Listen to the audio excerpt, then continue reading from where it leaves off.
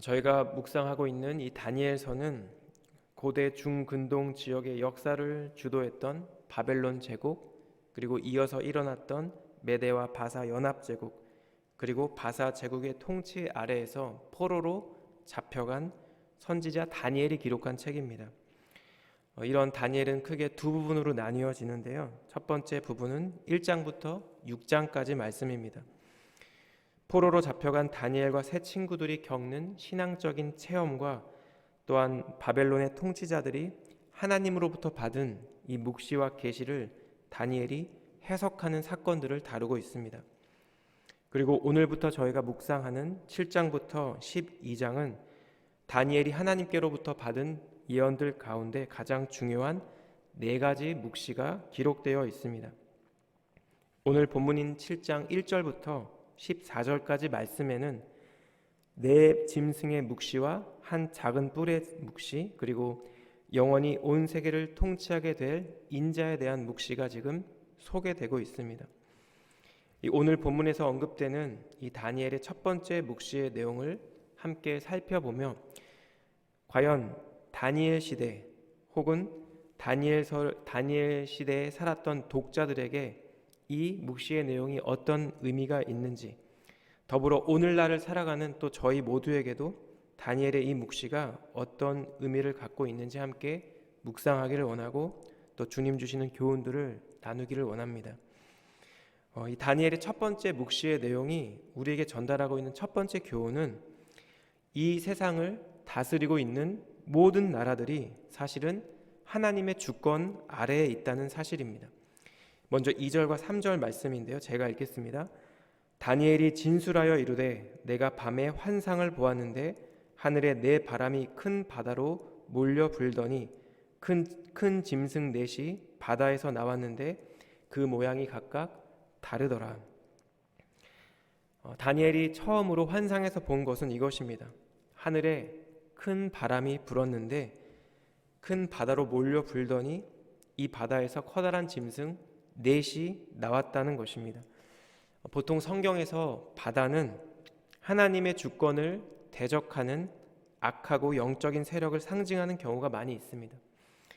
이러한 성경적인 용례를 고려할 때 이 본문의 바다는 하나님의 주권적인 통치를 거부하는 이 세상 권력이나 혹은 그 세상 권력 너머에 있는 사단의 세력으로 저희가 해석할 수 있습니다.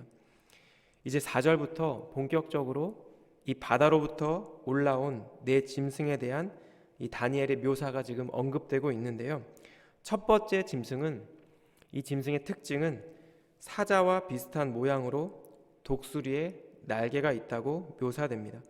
4절 말씀입니다. 첫째는 사자와 같은데 독수리에 날개가 있더니 내가 보는 중에 그 날개가 뽑혔고 또 땅에서 들려서 사람처럼 두 발로 서게 함을 받았으며 또 사람의 마음을 받았더라. 또 보니, 이 사자 같은 이 짐승은 바벨론 제국, 특히 느부갓네살 왕을 상징합니다.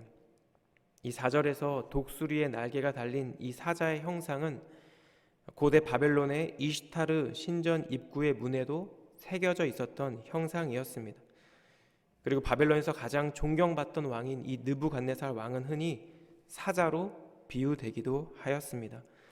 그런데 이 사자의 날개가 뽑히고 땅에서 들리며 사람처럼 두 발로 서게 함을 받고 마지막으로 사람의 마음을 받았다는 이 묘사는 모두 느부갓네살 왕의 일대기나 혹은 바벨론 제국의 흥망성쇠를 의미한다는 것으로 저희가 해석할 수 있습니다.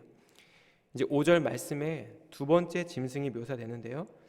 다른 짐승 곧 둘째는 곰과 같은데 그것이 몸 한쪽을 들었고 그 입의 잇 사이에는 새 갈빗대가 물렸는데 그것에게 말하는 자들이 있어 이르기를 일어나서 많은 고기를 먹으라 하였더라. 곰처럼 생긴 이 짐승은 바벨론 제국에 이어서 세계 무대를 제패한 메대와 바사 연합군을 상징합니다. 연합국을 형성해서 바벨론 제국을 무너뜨린 이 메대와 바사 연합국은 후에 이 바사 제국의 고레스 2세의 막강한 권력과 리더십 아래에서 결국 바사 제국으로 통합되는데요. 이 5절 말씀에 한쪽을 들었다는 표현이 이렇게 바사 제국으로 통합되었다는 것을 의미하는 것으로 학자들은 해석을 하고 있습니다. 그런데 이렇게 곰처럼 생긴 이 짐승이 이빨 사이에 3개의 갈빗대를 물고 있는 것으로 묘사됩니다. 이것은 메대와 바사 제국이 수많은 나라들을 점령하게 될 것을 나타낸다는 것을 해석하고 있습니다. 그런데 흥미로운 것은 이 5절 말씀에 이 짐승에게 일어나서 많은 고기를 먹으라고 명령하는 목소리가 있다는 것입니다.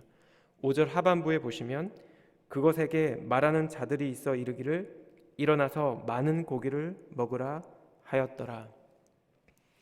이 칼빈과 같은 신학자는 하늘로부터 말하는 이 천상적인 존재를 장엄하게 표현하기 위해 복수의 목소리를 주어로 사용하고 있다고 해석하였습니다.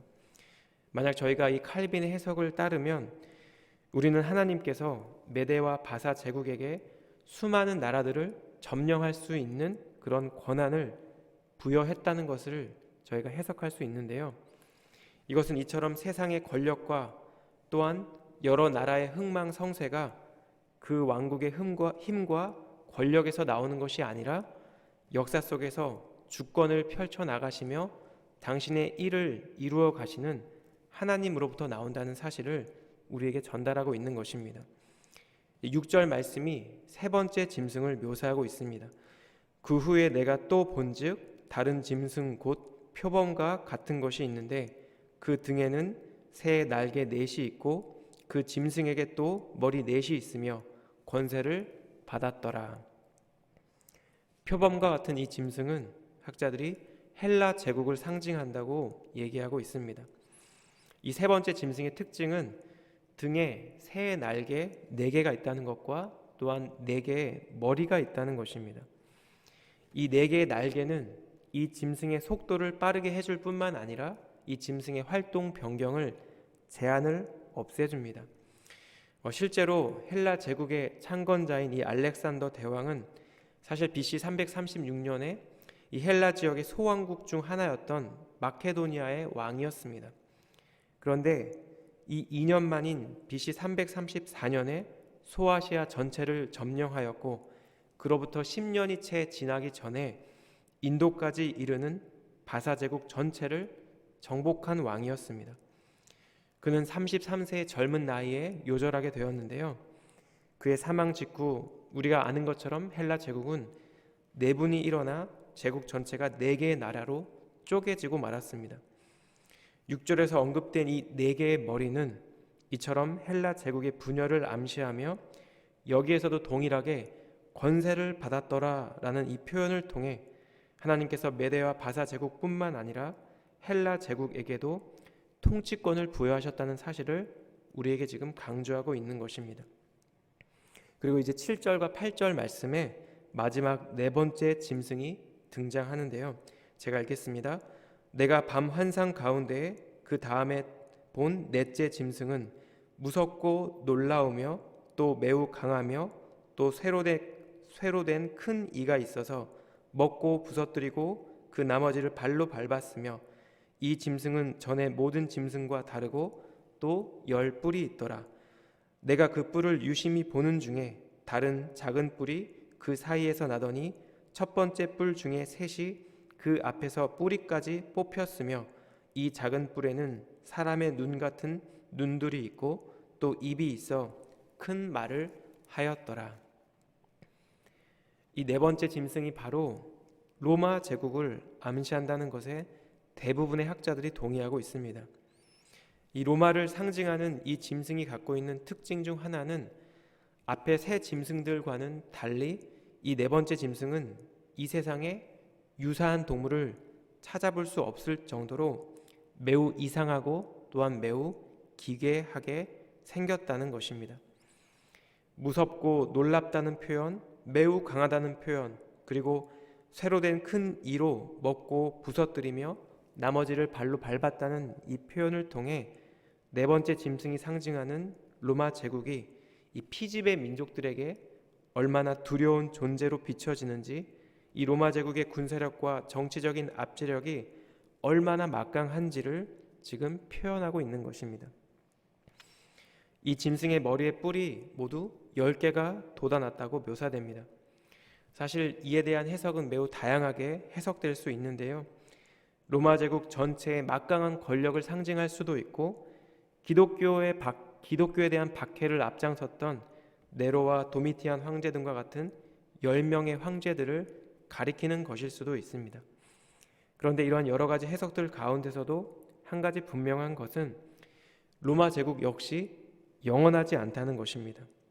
로마 제국 역시 여러 나라로 나뉘어지게 될 것이라는 것이고, 그리스도의 재림 때까지 분열된 나라들이 새로 일어나고 다시 망하는 역사가 반복된다는 사실입니다. 그리고 마지막으로 이 짐승의 가장 큰 특징은 8절에 언급되고 있는데요. 이 10개의 뿔들 사이에서 한 작은 뿔이 돋아난다는 것입니다. 대부분의 학자들은 이 작은 뿔이 적 그리스도를 암시한다고 해석합니다.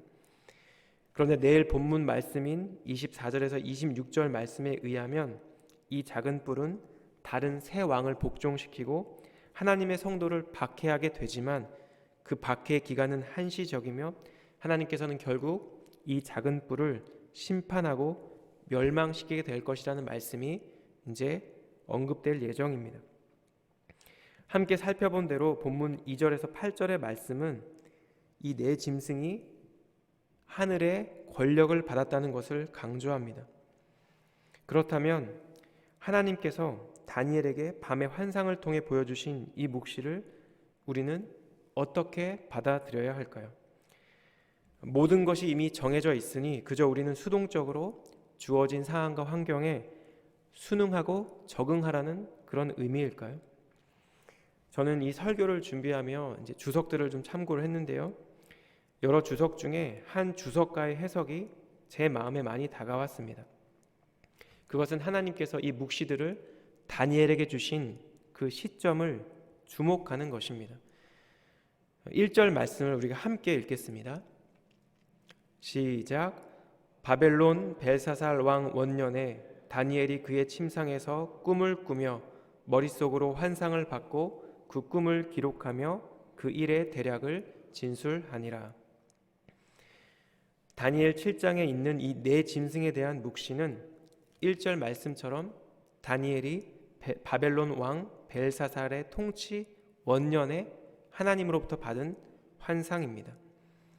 하나님께서 과연 무슨 이유로 이때에 미래에 대한 묵시를 주셨는가에 대한 해석으로 한 주석가는 바벨론 여러 통치자들 가운데서도 벨사살이 사실 이스라엘 민족에게 가장 적대적인 태도를 갖고 있던 왕자였기 때문에 그의 통치 시작과 더불어 이스라엘 포로민들이 아마도 큰 불안과 절망감에 사로잡혔을 것이라고 추측하는 것입니다.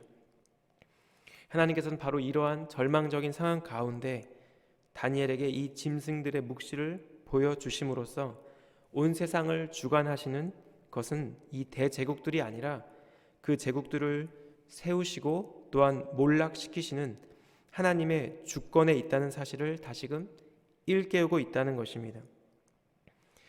오늘 살아가는 우리에게 있어서 약 2600년 전에 계시된 다니엘의 이 묵시를 묵상하며 깨닫게 되는 것은 오늘날 우리의 삶의 자리가 힘들고 고될지라도 온 세상이 하나님을 대적하고 또한 복음을 거부하는 것처럼 보일지라도 2600년 전이나 지금이나 변함없이 당신의 선하신 뜻대로 온 세계를 통치하시는 하나님의 주권과 하나님의 역사하심을 우리가 기억해야 한다는 것입니다. 저는 이 본문의 말씀을 묵상하며 얼마 전 담임 목사님께서 언급하신 루빈 캔드릭 선교사님의 편지글이 생각이 났습니다. 사랑하는 부모님께 전해드리는 이 선교사님의 마지막 편지 말미에 이런 글이 있습니다. 제가 씨앗이 되어 이 땅에 묻히게 되었을 때 아마 하나님의 시간이 되면 조선 땅에는 많은 꽃들이 피고 그들도 여러 나라에서 씨앗이 될 것입니다. 이 젊디 젊은 선교사님이 한국에 자신의 생명을 바친 지 불과 100년이 지나지 않아서 한국은 많은 복음의 열매들이 맺히고 실제로 여러 나라에서 복음의 씨앗을 뿌리는 그런 나라가 되었습니다. 이것은 하나님의 통치와 주님의 역사하심이 아니고서는 설명할 수 없는 것입니다. 저와 우리 사랑하는 성도님들의 삶의 자리가 때로는 앞이 캄캄할 정도로 절망스러울 때가 있을 것입니다. 도저히 아무것도 할 수 없어서 그저 포기하고 싶을 때도 있을 것입니다. 나라가 망해버리고 대제국의 포로민으로 끌려가 거리도 측량할 수 없는 머나먼 땅에서 과연 나의 민족의 운명이 어떻게 될 것인지, 또한 그 가운데 나의 삶은 어떻게 될 것인지 낙심하며 불안해하는 모습이 지금 나의 모습일 수도 있습니다. 그런데 그럼에도 불구하고 오늘 이 본문의 말씀이 우리에게 전달하고 있는 것은 그 모든 상황 가운데 하나님께서 계시다는 것입니다. 주님께서 일하고 계시며 주님께서 역사하고 계신다는 것입니다. 우리의 눈에 보이는 상황과 환경에 우리는 우리의 마음을 빼앗기기 쉬운 존재입니다. 하지만 그럼에도 불구하고 오늘의 이 말씀을 기억할 때 주님께서 여전히 일하고 계시며 주님께서 여전히 역사하고 계시다는 그 사실이, 그 진리가 믿어지는 은혜가 이 시간 저희 모두에게 있기를 주님의 이름으로 축복합니다. 선하신 주님, 신실하신 주님에 대한 이 믿음과 소망이 주님의 몸된 교회를 섬기는 사랑하는 하늘의 교회 모든 성도님들의 심령 가운데 회복되는 이 예배의 시간 되기를 우리 주님 이름으로 축복합니다. 이제 이어지는 9절부터 14절까지의 말씀은 이 본문의 앞선 말씀들과는 사뭇 다른 분위기로 전개됩니다. 9절과 10절 말씀인데요. 내가 보니 왕자가 놓이고 옛적부터 항상 계시니가 좌정하셨는데 그의 옷은 희기가 눈 같고 그의 머리털은 깨끗한 양의 털 같고 그의 보좌는 불꽃이요 그의 바퀴는 타오르는 불이며 불이 강처럼 흘러 그의 앞에서 나오며 그를 섬기는 자는 천천히요 그 앞에서 모셔 선 자는 만만이며 심판을 베푸는데 책들이 펴 놓였더라. 이제 짐승들의 때와 작은 뿔의 시대가 지나가고 온 우주를 심판하시는 하나님의 심판의 때가 도래하는 것을 지금 묘사하고 있습니다. 이 9절에 옛적부터 항상 계신 이는 성부 하나님을 지칭하는 표현입니다.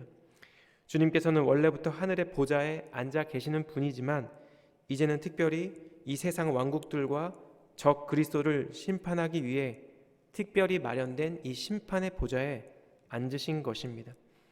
특히 10절에 언급되는 이 책들의 행위를 기록한 책들을 지칭하는데 이처럼 하나님의 심판이 행위를 기록한 책에 근거한다는 것은 주님의 심판이 공정하게 이루어진다는 것을 암시하고 있습니다. 이제 이어지는 11절과 12절 말씀에서 드디어 짐승들이 심판을 받게 됩니다. 그때 내가 작은 뿔이 말하는 큰 목소리로 말미암아 주목하여 보는 사이에 짐승이 죽임을 당하고 그의 시체가 상한 바 되어 타오르는 불에 던져졌으며 그 남은 짐승들은 그의 권세를 빼앗겼으나 그 생명은 보존되어 정한 시기가 이르기를 기다리게 되었더라. 여기서 심판을 당한 짐승은 네 번째 짐승입니다. 따라서 적 그리스도를 상징하는 작은 뿔이 도단한 짐승이 심판을 받았기 때문에 이 작은 뿔까지도 파멸된다고 저희가 생각할 수 있을 것입니다. 그리고 12절에 이 남은 짐승들은 첫 번째, 두 번째, 세 번째 짐승들을 의미하는데 이 세 제국의 통치권은 빼앗겼지만 완전히 멸망당하지는 않고 하나님께서 최종적인 심판을 내리실 때까지 한시적으로 보존될 것을 의미하고 있습니다. 이제 이어지는 13절 말씀은 이 다니엘서의 예언 가운데서도 가장 대표적인 메시아 예언으로 여겨지는 구절인데요. 13절 말씀입니다. 내가 또 밤 환상 중에 보니 인자 같은 이가 하늘 구름을 타고 와서 옛적부터 항상 계신 이에게 나아가 그 앞으로 인도되매. 예수님께서는 마태복음 24장에서 자신의 재림을 예언하시며 이 예언의 말씀을 인용하셨는데요. 마태복음 24장 30절 말씀입니다. 그때 인자의 징조가 하늘에서 보이겠고 그때 땅의 모든 족속들이 통곡하며 그들이 인자가 구름을 타고 능력과 큰 영광으로 오는 것을 보리라. 이처럼 하늘 구름을 타고 오신 이 인자 같은 이는 수종을 드는 천사들을 통해 옛적부터 계신 이 곧 하나님께로 인도됩니다. 그리고 14절 말씀은 하나님께서 인자 같은 이에게 통치권과 영광과 나라들을 부여하셨다는 사실을 저희에게 말씀하고 있습니다.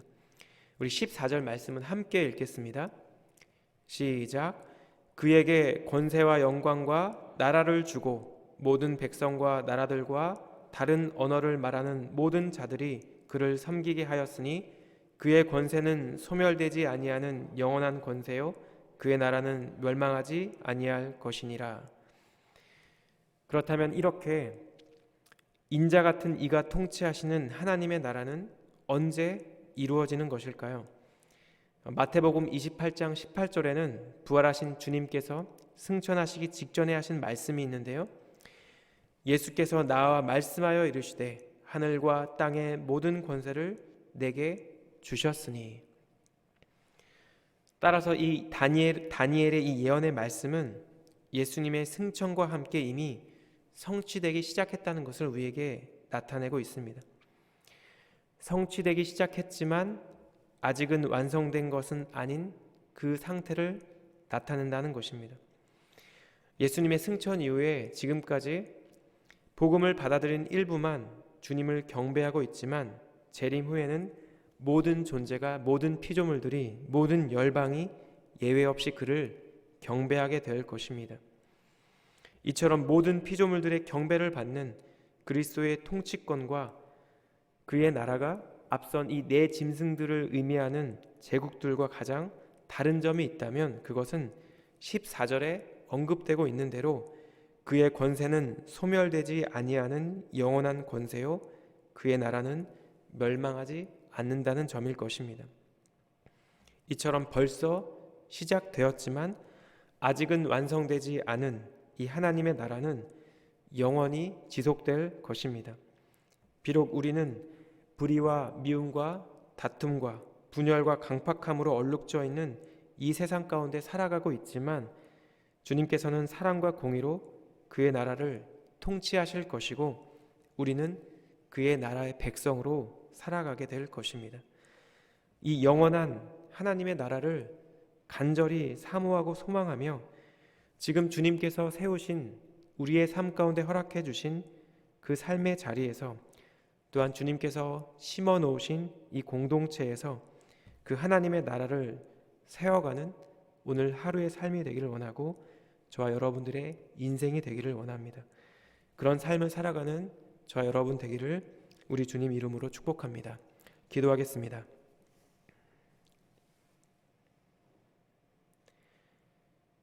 하나님, 이 시간 하나님 말씀을 통해 영원한 하나님의 나라를 소망하게 하시고 주님의 나라를 꿈꾸게 하시니 감사합니다.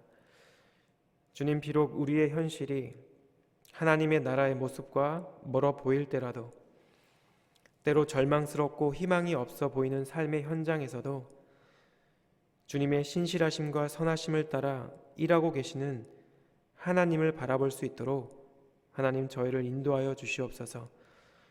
주님, 우리의 내면이, 우리의 존재가 먼저 하나님의 나라가 되게 하여 주시옵시고 온 열방이 왕 되신 주님께 경배하게 될 그 온전한 하나님의 나라를 소망하며 하루하루를 살아가는 저희 모두가 되게 하여 주시옵소서. 주님, 저에게 허락해 주신 삶의 자리가 우리 주님께서 왕 되시고 주인 되시는 하나님의 나라가 되기를 원합니다. 주님, 왕으로 오셔서 통치하여 주시고 하나님 나라의 백성으로 살아가는 저희의 일상의 삶이 될 수 있도록 하나님 저희 모두를 축복하여 주시옵소서. 오늘 하루의 삶도 우리 주님께 온전히 의탁드리며 우리의 왕으로 오신 예수 그리스도의 이름으로 기도드렸습니다. 아멘.